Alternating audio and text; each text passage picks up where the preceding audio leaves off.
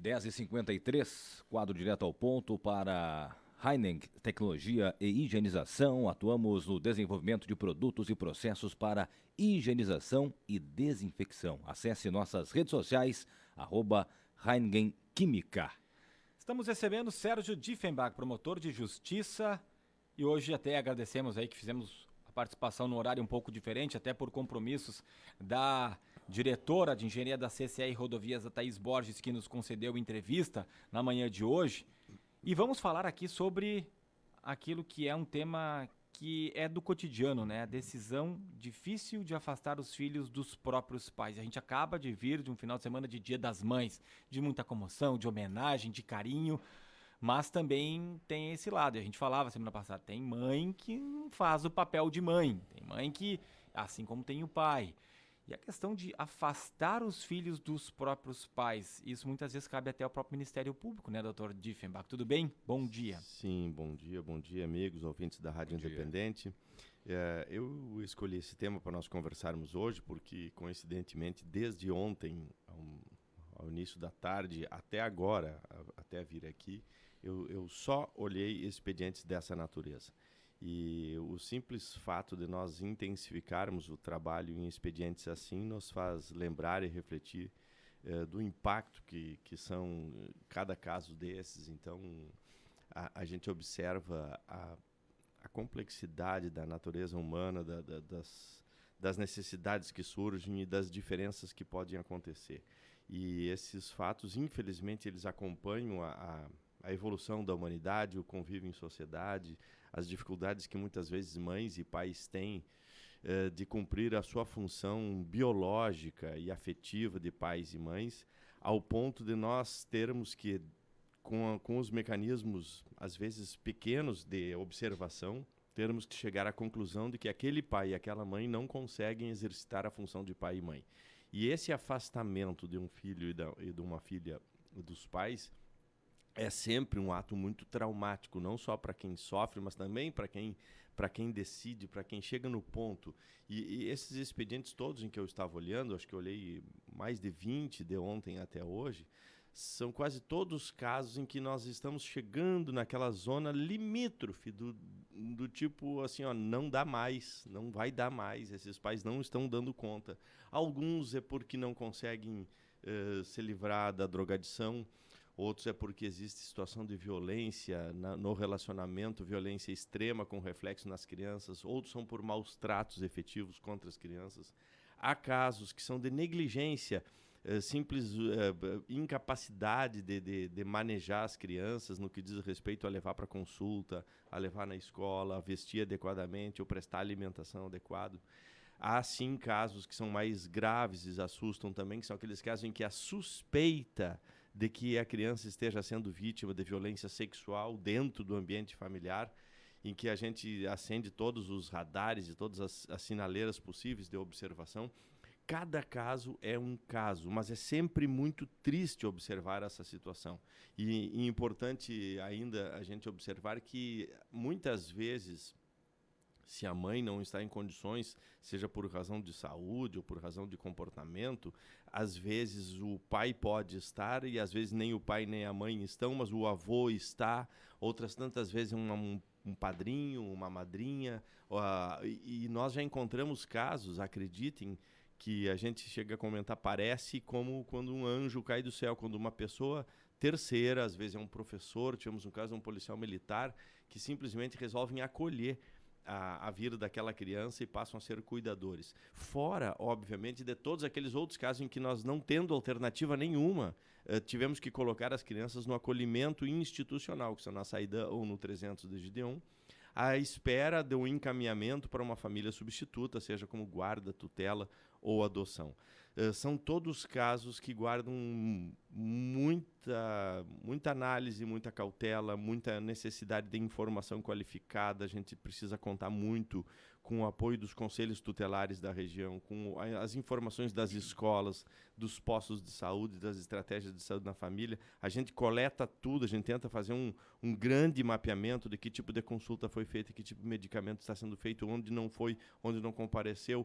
É uma análise muito profunda e muito densa sobre isso tudo, mas o que nos choca é percebermos que esses números eles não reduzem, eles continuam e talvez eles estejam até mesmo aumentando. Aqui na região do Vale do Taquari, doutor, mensal, anual, são muitos os casos. Eu faço questão de perguntar isso porque às vezes as pessoas elas não têm a noção exata. Exato. Sim, são muitos os casos que estão em estágios e patamares diferentes de análise. E eu sempre faço uma defesa muito profunda dos conselhos tutelares, que têm as suas deficiências, têm as suas carências, têm as suas dificuldades, mas são pessoas do povo que foram escolhidas, eleitas para exercerem essa função. E eles são, me refiro a Lajeados, são poucos e são pequenos diante da quantidade de casos que surgem, das hipóteses mais imprevistas que tu possa imaginar em que estão lá acontecendo. Então, há um sem número de casos que estão na fase inicial de observação. É aquele caso em que se chamou atenção na escola, ou um vizinho, ou é uma denúncia anônima.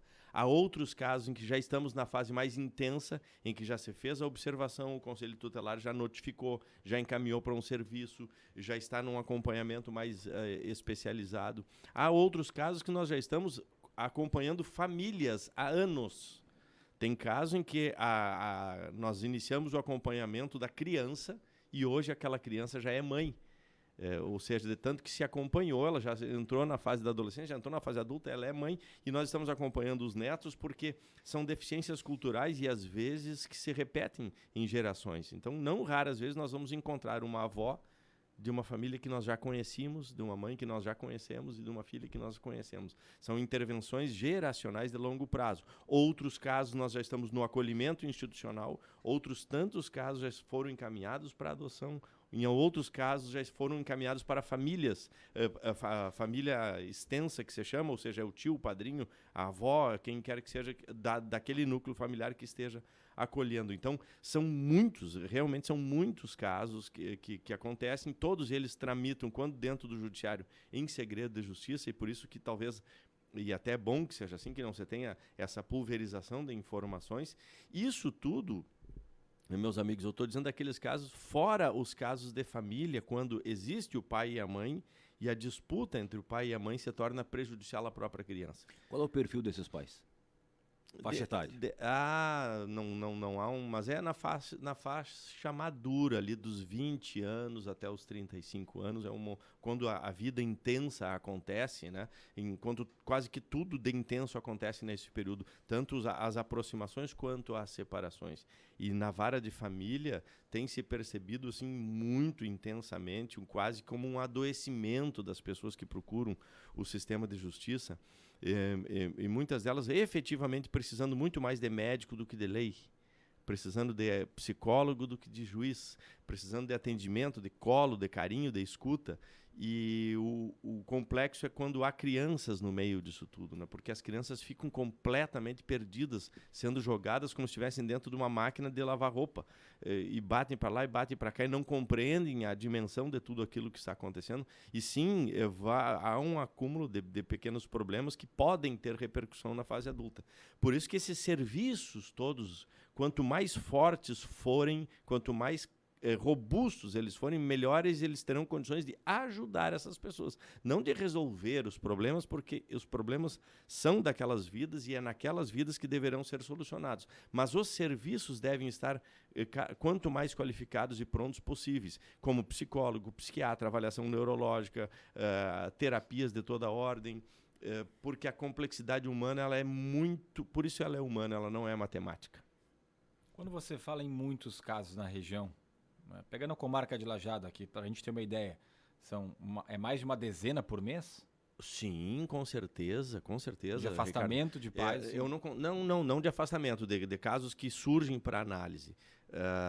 Nós não temos esse número exato, porque os serviços são multiportes em vários lugares. Como eu disse, então tem famílias acompanhadas no CREAS, outras que estão na fase do Conselho Tutelar, outras já no Ministério Público, outras judicializadas, outra em separação judicial. Mas sim, esses casos eles acontecem assim, de retirada da criança dos pais, nós devemos ter em torno de 6 ou 7 por mês. E qual é a dica, né? Eu sei que é importante ter o serviço, é importante ter o respaldo aí do poder público, para ajudar o conselho tutelar, o vizinho que vê alguma coisa. Mas antes de chegar a esse ponto, de repente para o pai, para a mãe, para algum familiar, para que não se chegue a um ponto extremo desse, qual seria a dica do Dr. Sérgio Diefenbach, que trabalha há muito tempo nessa área? Aos adultos, a dica é procurarem ajuda. É muito importante procurar ajuda. O pior que você pode fazer é manter o silêncio e a pessoa se fechar. É entrar numa depressão ou entrar achando que sozinho resolve alguns problemas. E aí é de caso a caso. Pode ser o próprio Ministério Público, pode ser o Conselho Tutelar, o CREAS, o CRAS. A primeira ajuda pode ser de um parente. Né? Dividir as angústias, explicar o que está acontecendo, dizer o que está sentindo, expor a situação, abrir o coração para alguém da sua confiança e, a partir daí, procurar os serviços que estão à disposição. Não guardar para si. Não guardar para si. É o principal recado, eu acho. Sem dúvida nenhuma, sem dúvida nenhuma. Se for preciso ir no posto de saúde, no Conselho Tutelar, no CREAS, no CRAS, nas estratégias de saúde na família, na promotoria, na Defensoria Pública, precisa procurar ajuda, porque isso, assim como qualquer outro aspecto do nosso corpo, eles não se curam sozinhos. As pessoas pensam, o tempo vai curar. Nem sempre o tempo cura. O tempo faz uma cicatriz, o tempo esconde, mas aquilo fica lá dentro. Então as pessoas precisam procurar ajuda especializada nessa área. Dr. Diefenbach, muito obrigado pela presença, pelo comentário de sempre aqui nas quartas-feiras conosco. Bom dia. Sérgio Diefenbach, promotor de justiça, falando aqui